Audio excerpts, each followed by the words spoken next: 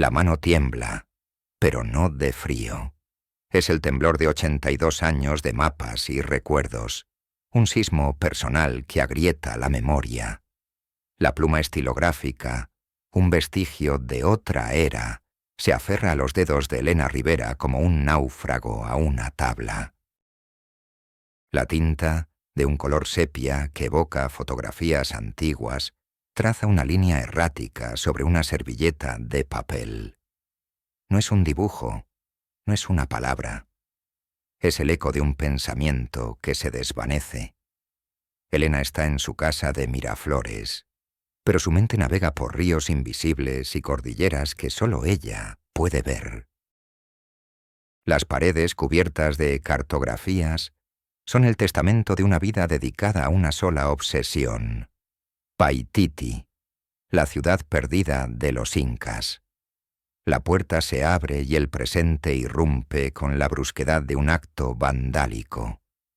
Su hijo, Carlos, 55 años de frustraciones arquitectónicas acumuladas, entra sin llamar.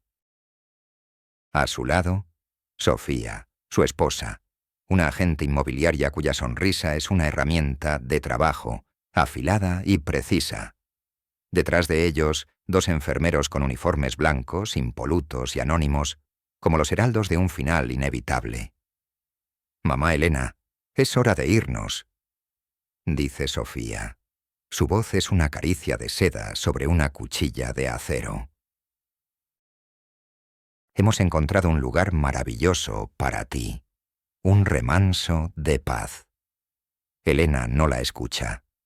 Sus ojos, velados por la neblina de la demencia con cuerpos de Lewy, miran a través de ellos, hacia un interlocutor ausente, quizás su difunto esposo, Alejandro, su compañero en todas las búsquedas.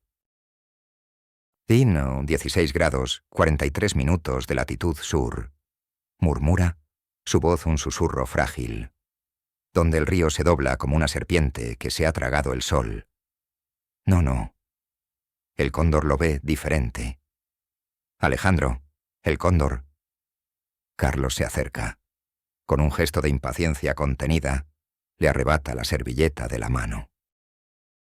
La arruga en un puño y la lanza a una papelera de mimbre rebosante de papeles similares. «Basta, mamá. Son solo tonterías. Vámonos». La cámara de mi memoria, la que ahora te narra esta historia, sigue el viaje de esa bola de papel. Por un instante un rayo de sol oblicuo que se cuela por la ventana ilumina la servilleta arrugada.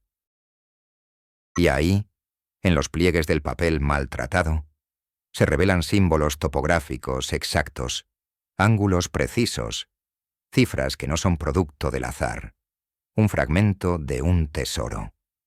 Los enfermeros toman a Elena suavemente por los brazos. Ella se deja llevar, dócil, hasta el umbral de la puerta. Allí se detiene. Gira la cabeza y por un segundo fugaz, la niebla se disipa de sus ojos. Mira fijamente a Carlos, con una lucidez que es más dolorosa que cualquier delirio. «Estás tirando el mapa, hijo. Estás tirando nuestra memoria». Carlos aparta la vista, incapaz de sostener esa mirada. La puerta se cierra y el sonido del cerrojo es el de una lápida al caer sobre una tumba.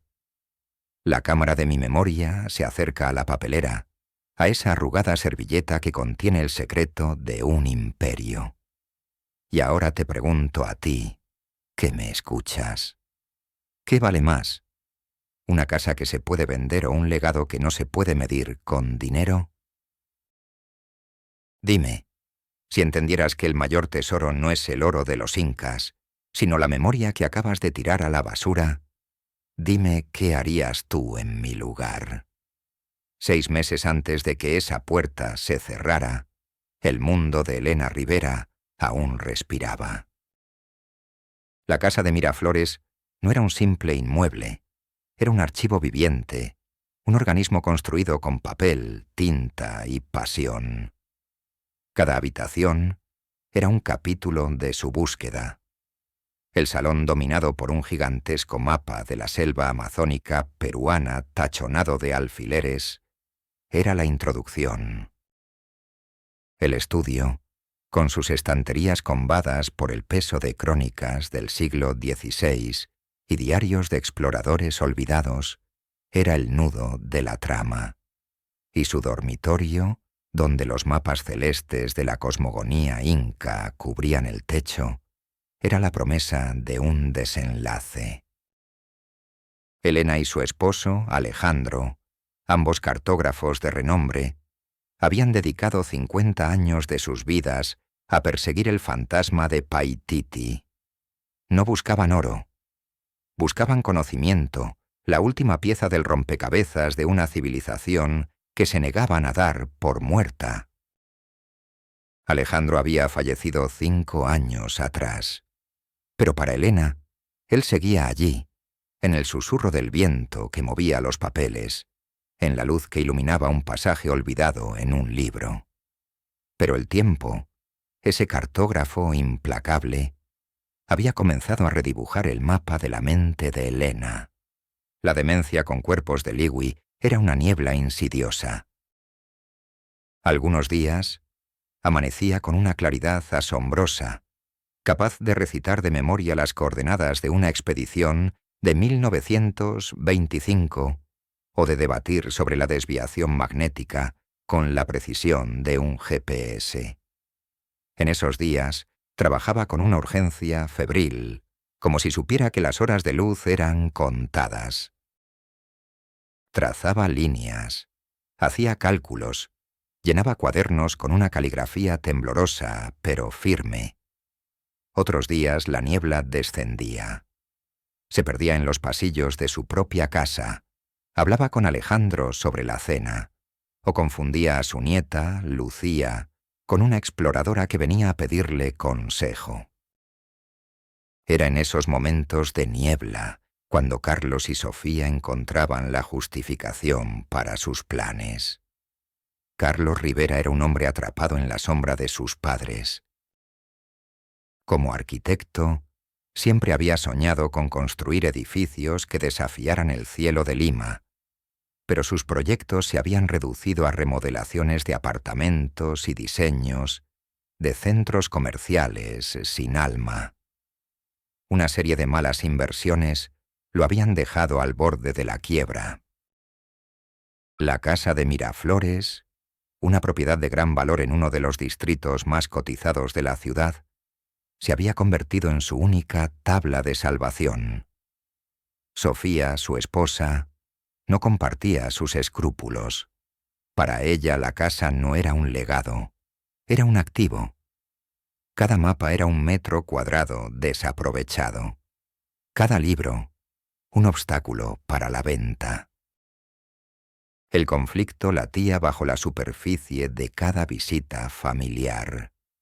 Se manifestaba en las facturas de la luz impagadas que Sofía dejaba casualmente sobre la mesa, en las llamadas de los acreedores que Carlos atendía en voz baja en el jardín, en la forma en que sus miradas recorrían la casa, no con nostalgia, sino con la frialdad de un tasador. El diagnóstico del neurólogo fue la llave que Sofía necesitaba. Demencia progresiva. Necesita supervisión constante. Para Sofía la frase no significaba cuidado, significaba incapacidad legal. La venta era ahora una posibilidad real. En este ecosistema de amor, olvido y pragmatismo, estaba a punto de entrar una nueva especie, Leo Castillo. A sus 24 años, Leo no era un enfermero corriente, estudiaba antropología en la Universidad de San Marcos y la enfermería en el prestigioso y caro centro residencial Refugio Sereno. Era la única forma de pagarse los estudios.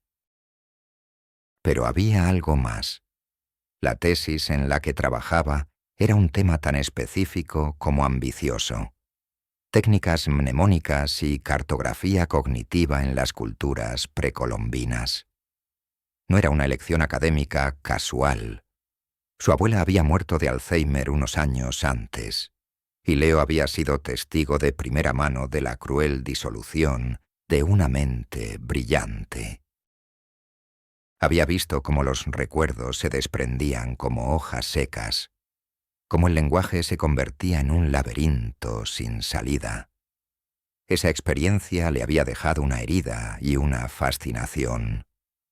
La herida era la empatía, una comprensión profunda del dolor que la demencia inflige no solo al paciente, sino a todos los que le rodean. La fascinación era una pregunta. ¿Cómo culturas que no poseían una escritura formal, como la inca, almacenaban y transmitían cantidades ingentes de información compleja, como mapas, genealogías o leyes? Cuando su supervisora en Refugio Sereno le comunicó que una nueva residente estaba a punto de llegar y que esa residente era la legendaria cartógrafa Elena Rivera, el corazón de Leo dio un vuelco. Conocía su trabajo. Había leído sus artículos. Había estudiado los mapas que había trazado junto a su marido. Para el mundo, la llegada de Elena a un asilo era una tragedia, el ocaso de una mente brillante. Para Leo, sin dejar de sentir la tristeza de la situación, era una oportunidad increíble, casi un milagro académico. Elena Rivera no era solo una paciente, era un artefacto viviente. Era la encarnación de su tesis, un puente entre el mundo antiguo que él estudiaba y la neurociencia moderna. En su interior comenzó a librarse una batalla silenciosa. Por un lado, el enfermero compasivo que quería cuidar de esa mujer vulnerable, aliviar su confusión, ofrecerle dignidad. Por otro, el antropólogo ambicioso que veía en ella la clave para una carrera académica meteórica, una fuente de datos única e irrepetible. ¿Ayudarla o utilizarla? ¿Preservar su memoria o extraerla para su propio beneficio? Este conflicto se convertiría en el motor de todas sus acciones, en la brújula moral que constantemente tendría que recalibrar. Lucía Rivera, con 17 años, era el único miembro de la familia que todavía veía a la abuela y no a la propiedad o a la enferma. Adoraba a Elena con una devoción pura, no contaminada por las preocupaciones financieras de sus padres. Pasaba horas en la casa de Miraflores, no por obligación, sino por placer. Le fascinaba escuchar las historias de la abuela, incluso cuando la lógica se perdía en meandros fantásticos. Para Lucía, la búsqueda de Paititi no era una obsesión senil, era la mayor aventura del mundo. Unas semanas antes del ingreso, durante uno de los días de claridad de Elena, estaban sentadas en el jardín. La abuela tomó la mano de su nieta y, con la yema de su dedo índice, comenzó a trazar líneas imaginarias en su palma. «¿Ves, Lucía?», dijo Elena, su voz lúcida y serena. «Este es el río Urubamba, la línea de la vida. Pero si lo miras bien, es también una serpiente. Y aquí, en el monte de Venus, está el Apu Ausangate, la montaña sagrada. Los mapas de los hombres son planos, hija. Mienten. Muestran la tierra como si fuera un papel. Pero la tierra está viva. Paititi no se encuentra siguiendo una línea recta». Lucía miraba su mano, fascinada. No entendía las coordenadas, pero comprendía el lenguaje. «¿Y cómo se encuentra, abuela?». Elena sonrió, una sonrisa que iluminó su rostro arrugado. Acercó su rostro al de Lucía y le susurró al oído, como si le confiara el mayor de los secretos.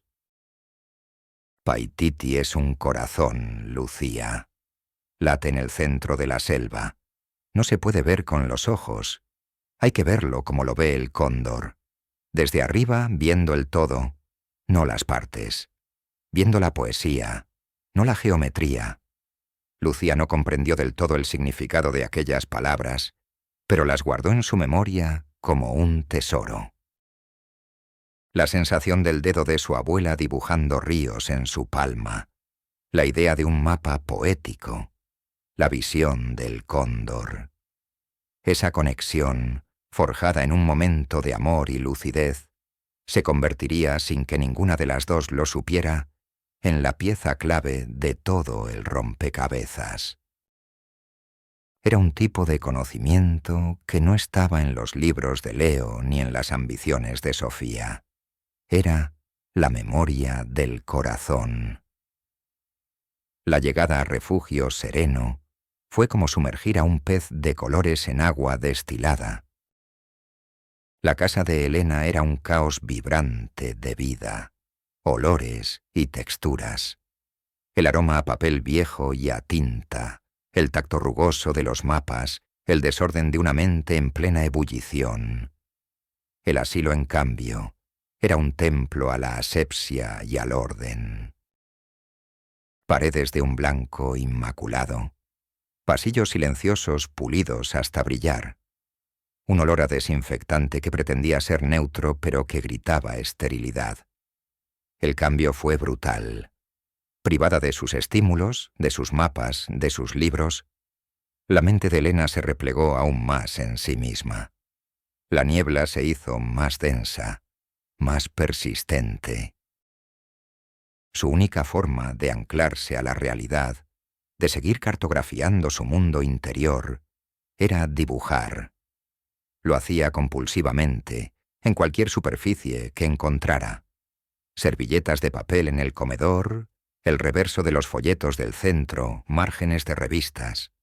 Eran trazos febriles, fragmentos de su geografía mental. Para los otros enfermeros y para la dirección del centro, eran garabatos sin sentido, un síntoma más de su deterioro. Los recogían con paciencia y los tiraban a la basura al final de cada turno. Pero Leo veía algo más. Armado con su particular lente antropológica, Leo no veía demencia, veía datos, veía un sistema. Veía los restos de un lenguaje codificado. Comenzó a recoger las servilletas en secreto. Al principio se sentía como un ladrón, un profanador. ¿Qué derecho tenía él a coleccionar los fragmentos de una mente que se desmoronaba? Pero el instinto del investigador era más fuerte. Cada noche, al llegar a su pequeño apartamento de estudiante, extendía su cosecha sobre el suelo de madera. Era un mosaico de papel arrugado y manchado de café. A primera vista, un caos. Pero poco a poco, Leo empezó a ver patrones. Una curva recurrente que podía ser un meandro de un río. Un conjunto de puntos que se asemejaba a una constelación. Un ángulo que se repetía una y otra vez. Se sentaba en el suelo, rodeado de esos frágiles documentos, con sus propios mapas de la región de Madre de Dios extendidos a su lado, intentando encontrar una correspondencia. La culpa y la emoción se mezclaban en su pecho. Se preguntaba si estaba ayudando a preservar un legado o si simplemente estaba explotando a una anciana para su tesis. La línea era peligrosamente delgada, y cada servilleta que rescataba de la basura lo empujaba un poco más hacia el lado del oportunismo. Mientras Leo construía su rompecabezas secreto, Carlos y Sofía ejecutaban su plan. Contrataron a una empresa de limpieza y vaciado de inmuebles. La escena fue de una brutalidad aséptica. Un equipo de hombres con monos de trabajo invadió la casa de Miraflores con grandes bolsas de basura y cajas de cartón. No distinguían entre un mapa del siglo XVII y un calendario viejo. Todo era trasto. Los libros, arrancados de las estanterías caían en las cajas con un sonido sordo y triste. Los rollos de mapas, que contenían décadas de trabajo, fueron apilados en una esquina para ser llevados al vertedero. Los diarios personales de Elena y Alejandro, llenos de anotaciones, cálculos y sueños, fueron arrojados a las bolsas negras. Carlos estaba allí, presenciando el desmantelamiento de su propia historia. Cada objeto que desaparecía en una bolsa era un recuerdo de su infancia, una conversación escuchada a medias sobre ciudades perdidas y estrellas guía. Sentía un dolor sordo en el pecho, una náusea de culpa. Recordó a su padre explicándole cómo orientarse con la Cruz del Sur. Recordó a su madre riendo mientras derramaba tinta sobre un mapa, llamándolo un nuevo lago accidental. Pero era un hombre débil, paralizado por sus deudas y por la férrea voluntad de su esposa. Se limitaba a observar, con las manos en los bolsillos, asintiendo a las preguntas de los operarios, incapaz de decir: «Alto, eso número. Eso es importante». Sofía, en cambio, supervisaba la operación con la eficiencia de un general. «Más rápido. El agente inmobiliario viene mañana para hacer las fotos. Quiero que esto parezca una casa, no un museo polvoriento». Para ella, el vacío era sinónimo de valor. Para Carlos, era un abismo que se abría bajo sus pies. Se sentía un traidor, un hijo indigno, pero no tenía la fuerza para detener la masacre. El legado de los Rivera estaba siendo borrado, y él era un cómplice pasivo. La casualidad ya no tenía lugar en esta historia. El destino, o quizás la memoria del corazón, necesitaba un catalizador, y ese catalizador fue Lucía. Angustiada por la situación de su abuela, sintiendo una profunda culpa por la forma en que la familia la había despachado, decidió volver a la casa una última vez. Era la noche antes de que los fotógrafos llegaran para preparar el anuncio de venta. La casa estaba vacía, silenciosa, olía a productos de limpieza y a ausencia. Lucía no buscaba nada de valor. Buscaba un trozo del alma de su abuela, algo que pudiera conservar. Con una pequeña linterna recorrió las habitaciones desnudas. Las paredes, antes cubiertas de mapas, ahora mostraban rectángulos de un color más pálido, fantasmas de los marcos que habían estado allí durante décadas. Debajo del viejo secreter de su abuela, en un rincón que los limpiadores habían pasado por alto, vio algo. Era un cuaderno de campo, de tapas de cuero gastado, uno de los cientos que Elena había llenado a lo largo de su vida. Lucía lo abrió. La mayor parte eran anotaciones técnicas que no entendía. Declinaciones magnéticas, mediciones de altitud, referencias acrónicas. Pero la última página, fechada apenas 7 meses atrás, estaba escrita con una caligrafía clara y firme, producto de uno de esos efímeros días de lucidez. La lectura golpeó a Lucía con la fuerza de una revelación. Esa noche fue a ver a su padre. No hubo gritos ni reproches histéricos. Su voz era tranquila, pero cargada con el peso de una verdad devastadora. Se sentó frente a Carlos en el moderno y minimalista salón de su apartamento, un espacio que era la antítesis de la casa de su abuela. «Papá, encontré esto», dijo extendiéndole el diario. Carlos lo tomó, su rostro pálido a la luz de la lámpara. «Mira, esto es lo que ella soñaba. Y nosotros lo tiramos todo». Como su padre no reaccionaba, Lucía tomó el diario y leyó en voz alta. Su voz de adolescente, clara y firme, llenó el silencio. «Lo encontré. Alejandro, amor mío, lo encontramos. La clave no estaba en la tierra, sino en el cielo. La alineación de las Pléyades con el Apu Ausangate, en el solsticio de invierno, tal como la describió el cronista anónimo. La ruta final no cabe en un papel. Es demasiado compleja, demasiado sagrada. He codificado el mapa en mi memoria, en las historias que me cuento cada noche para no olvidarlo.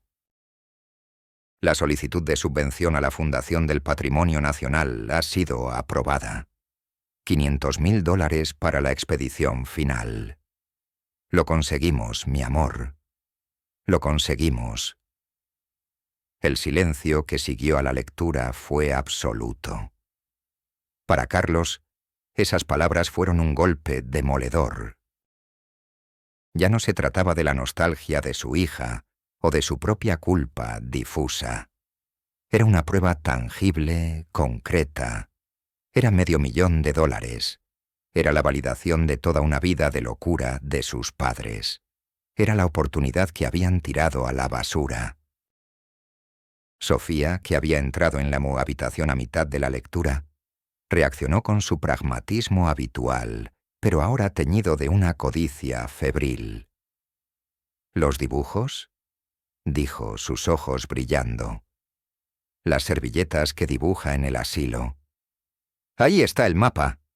Tenemos que conseguir esos dibujos. Pero en Carlos, algo diferente se había despertado. No era la codicia, era una vergüenza profunda y lacerante. La mirada de su hija, llena de una decepción silenciosa, era un espejo en el que veía reflejada su propia miseria moral. La primera grieta seria acababa de aparecer en el muro de su matrimonio. Los rumores en el pequeño y endogámico mundo de los exploradores y arqueólogos de Lima vuelan más rápido que un colibrí. La noticia del ingreso de Elena Rivera en Refugio Sereno no tardó en llegar a oídos de su eterno rival académico, el doctor Ricardo Vargas. Vargas era un hombre brillante, director del Departamento de Antropología de una universidad privada, pero su ambición era tan grande como su intelecto.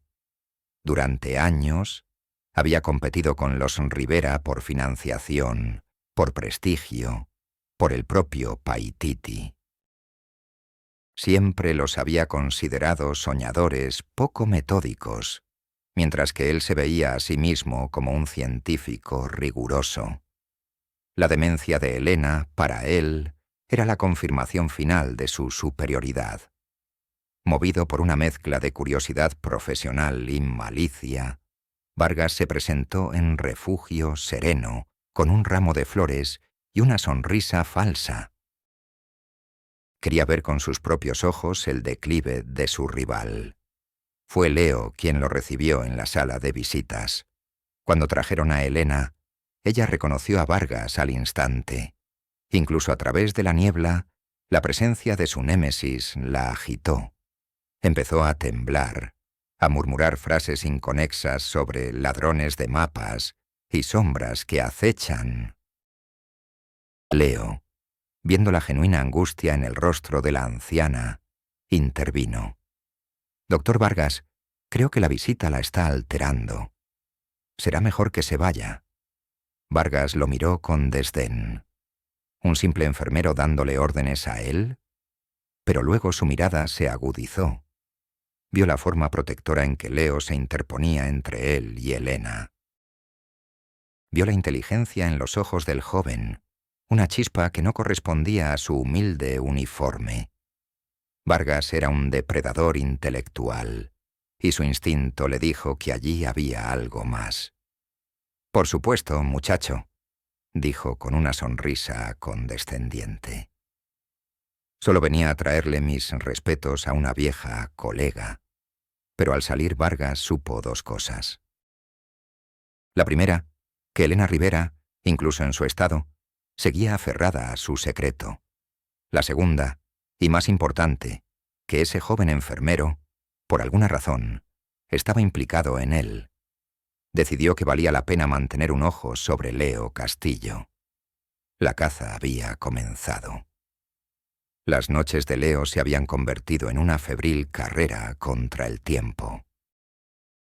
La pieza del diario que Lucía le había revelado indirectamente a través de su padre, Carlos, en un torpe intento de redención, había llamado a Leo para preguntarle si su madre dibujaba cosas raras.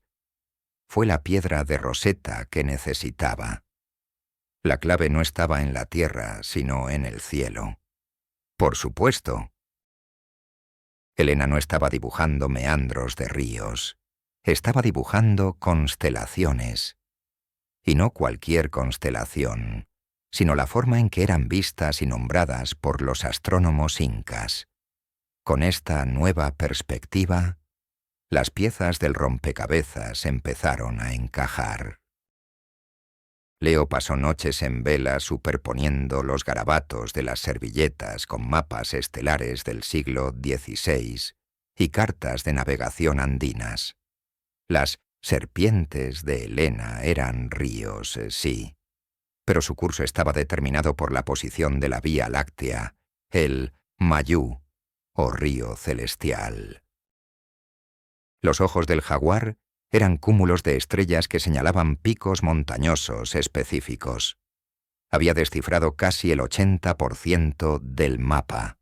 Era una obra de genio, una fusión de ciencia, mito y memoria, pero le faltaba algo crucial, el punto de partida, la coordenada cero desde la cual todas las demás mediciones tenían sentido. El corazón del que Elena le había hablado a Lucía. Y Leo estaba convencido de que esa clave final no estaba en las estrellas, sino en la tierra. Estaba ligada a la casa, al lugar donde todo había comenzado. Sabiendo que el tiempo se agotaba, que la casa estaba a punto de ser vendida y su contenido borrado para siempre, Leo tomó una decisión. Solicitó una reunión formal con la directora de Refugio Sereno. Con un nerviosismo que apenas podía disimular, le explicó su teoría, que los dibujos de la señora Rivera no eran un síntoma, sino una terapia cognitiva. Argumentó que una visita terapéutica a su antiguo hogar podría estimular su memoria, ser beneficioso para su estado. La directora, una mujer eficiente y apegada a las normas, lo escuchó con paciencia y luego le dio una negativa rotunda y sin apelación. Señor Castillo, aprecio su preocupación por la paciente, pero lo que usted propone es una locura. Sacar a una residente con demencia avanzada del centro, sin autorización familiar explícita para un fin tan poco ortodoxo, es una violación flagrante de todos nuestros protocolos. El riesgo es enorme, la responsabilidad legal inasumible. La respuesta es no. Leo salió del despacho sintiendo el frío de la derrota. Estaba en un callejón sin salida. La burocracia, la lógica y la ley estaban en su contra. La casa sería vendida en cuestión de días. Vargas acechaba en las sombras. El legado de Elena Rivera, la llave a uno de los mayores misterios de la historia, estaba a punto de desvanecerse para siempre. Esa noche, mientras miraba el mapa casi completo extendido en el suelo de su apartamento, Leo comprendió que solo le quedaba una opción desesperada, ilegal, y que podría costarle su carrera, su futuro y su libertad. Era el mayor riesgo de su vida, pero sentía que se lo debía a Elena, se lo debía a la memoria. La noche era húmeda y silenciosa, como suelen ser las noches en Lima. En los pasillos de Refugio Sereno solo se oía el zumbido de las luces de emergencia y el suave murmullo de la respiración de los ancianos dormidos. Era el turno de noche de Leo, el momento de la verdad. Su corazón latía con una fuerza desbocada. un tambor de guerra en el silencio del asilo. Había planeado cada movimiento con la precisión de un ladrón de guante blanco. Desactivó la alarma de una de las puertas de servicio con un código que había memorizado semanas antes. Fue a la habitación de Elena. Ella estaba despierta, sentada en el borde de la cama, mirando por la ventana como si esperara a alguien. «Señora Elena», susurró Leo, «vamos a dar un paseo. Vamos a casa». Para su sorpresa, Elena no se resistió. Se levantó y lo siguió con la docilidad de un niño.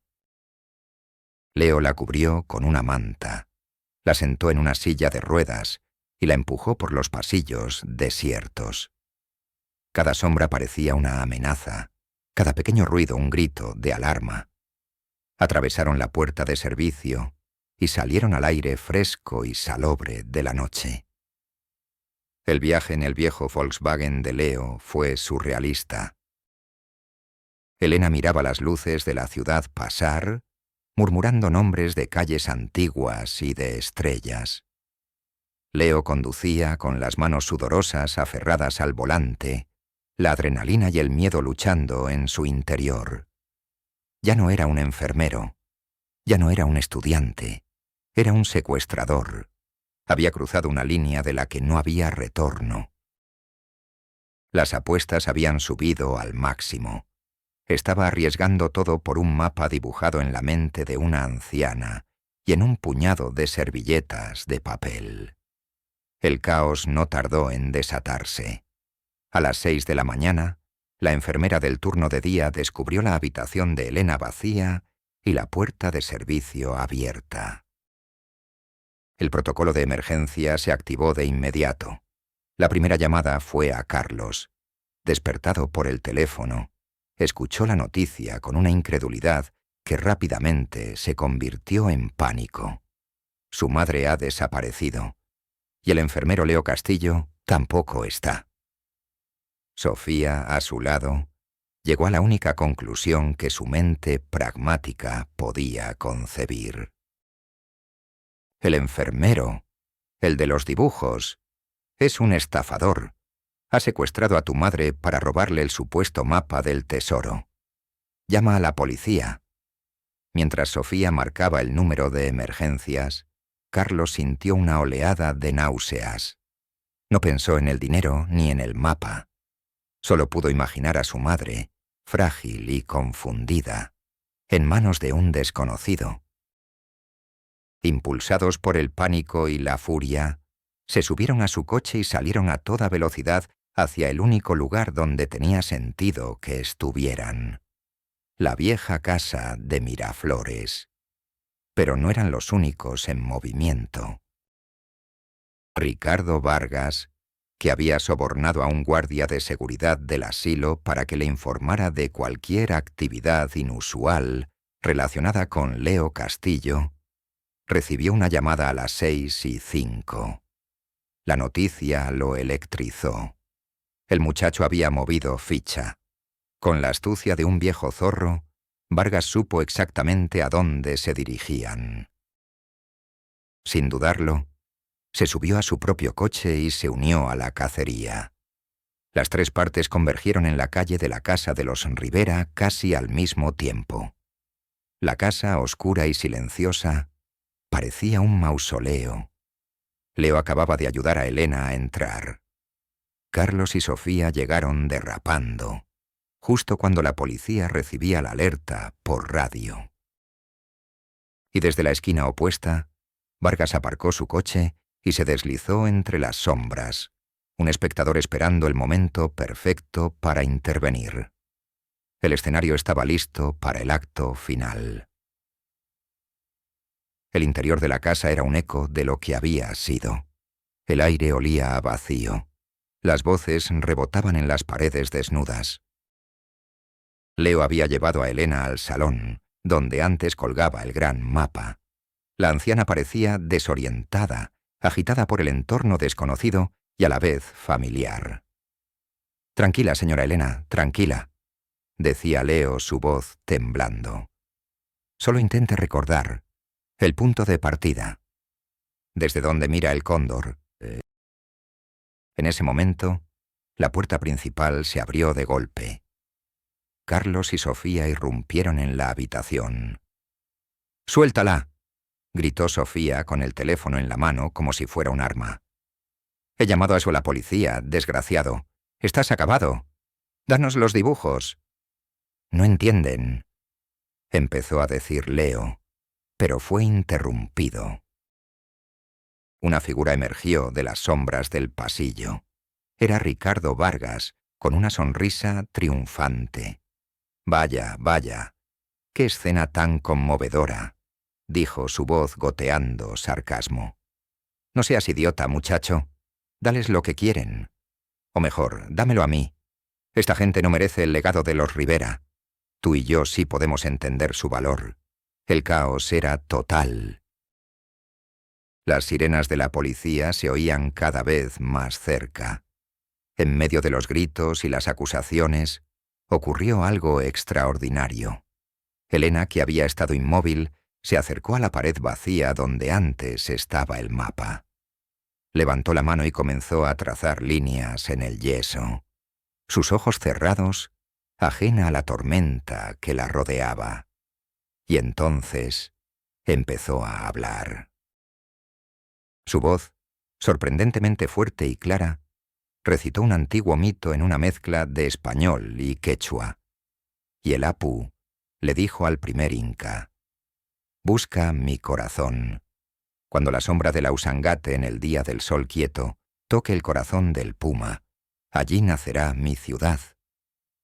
Leo supo en ese instante que esa era la clave final. Sacó su teléfono y con manos temblorosas empezó a grabar el monólogo de Elena, la última pieza del mapa. Vargas, al ver el teléfono, se abalanzó sobre él. «Dame eso, es mío». Carlos, que hasta ese momento había estado paralizado, reaccionó. Vio a ese buitre atacando al joven que, bien o mal, había intentado ayudar a su madre. Vio a su madre, frágil y perdida en su propio mundo. Un instinto protector, enterrado bajo capas de debilidad y culpa, surgió en él. Se interpuso entre Vargas y Leo, empujando al viejo profesor con una fuerza que no sabía que poseía. «No la toques, no los toques a ellos». El grito, la tensión, la confusión, fue demasiado para Elena. Con un suave gemido, sus ojos se pusieron en blanco y se desplomó en el suelo. No fue por un golpe. Fue el cortocircuito final de una mente sobrecargada. Cayó como un árbol viejo, en silencio, justo cuando las luces azules y rojas de la policía inundaban la habitación. El hospital olía a antiséptico y a miedo. La caída, o más bien el estrés que la provocó, había sumido a Elena en un estado del que ya no regresaría. La niebla se había convertido en un océano. Ya no había días de claridad. Estaba físicamente estable, pero su mente se había ido para siempre a Paititi.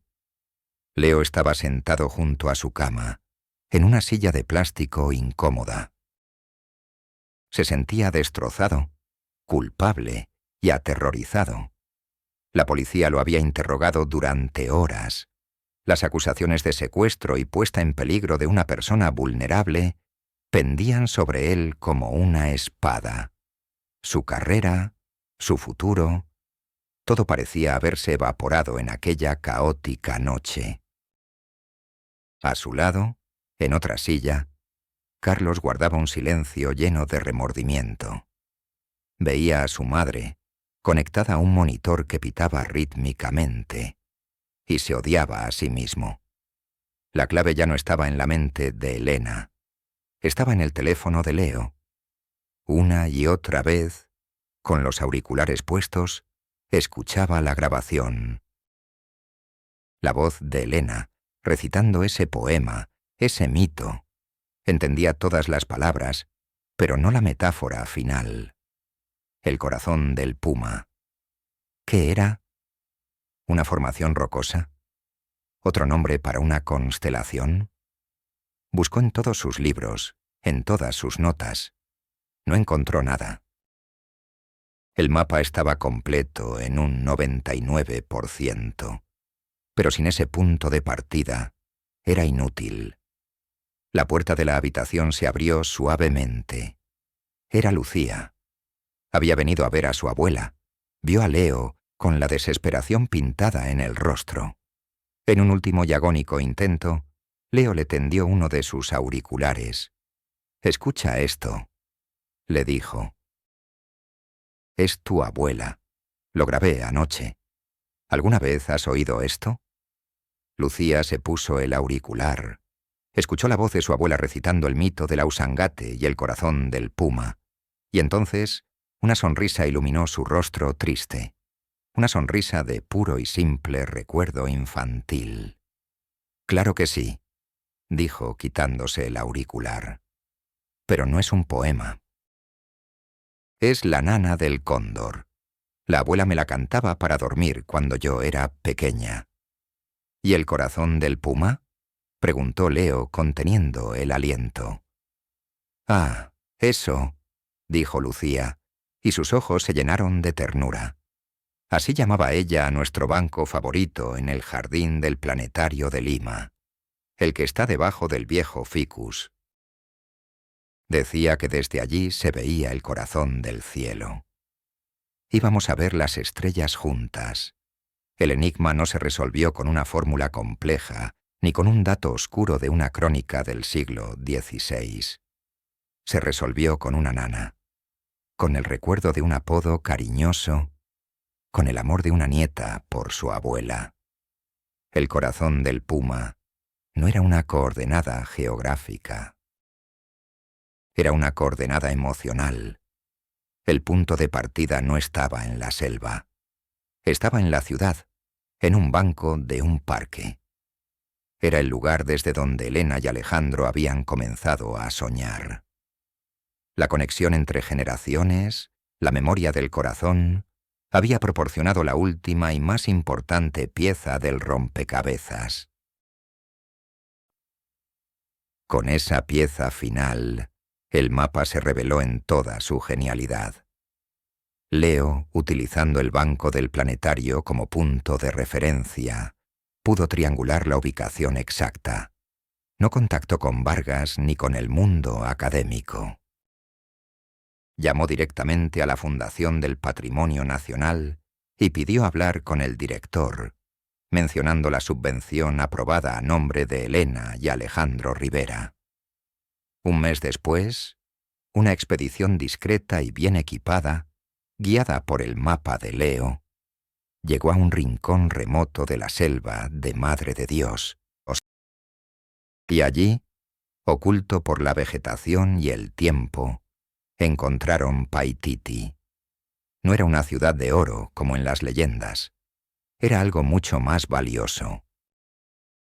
Era una ciudad de conocimiento, un observatorio astronómico perfectamente conservado, terrazas de cultivo con especies de plantas desconocidas y una biblioteca de quipus, el sistema de escritura de nudos de los incas, que prometía reescribir la historia. Leo Castillo se convirtió en el codescubridor de Paititi, pero en cada conferencia, en cada entrevista, comenzaba su discurso con las mismas palabras. Este descubrimiento pertenece a Elena y Alejandro Rivera. Yo fui simplemente su traductor. Su tesis doctoral fue una sensación mundial. Con parte de los fondos del descubrimiento, creó la Fundación Elena Rivera para la investigación de enfermedades neurodegenerativas y la preservación del conocimiento indígena. Su conflicto interno se había resuelto. No la había utilizado. La había servido. Había sido el custodio de su legado. Elena Rivera pasó sus últimos días en refugio sereno. Pero su habitación ya no era estéril. Por orden directa de Carlos, la llenaron con sus mapas, sus libros y grandes fotografías de la ciudad que había encontrado. Nunca recuperó la conciencia, pero en su rostro había una expresión de paz.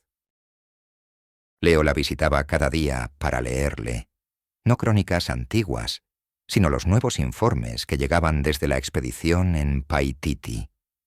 Su cuerpo estaba en Lima, pero su espíritu, finalmente, descansaba en su ciudad perdida. Carlos y Sofía se divorciaron. La brecha que se había abierto entre ellos se convirtió en un abismo insalvable. Carlos vendió la casa de Miraflores, pero transfirió cada céntimo de la venta, de forma anónima, a la fundación de su madre.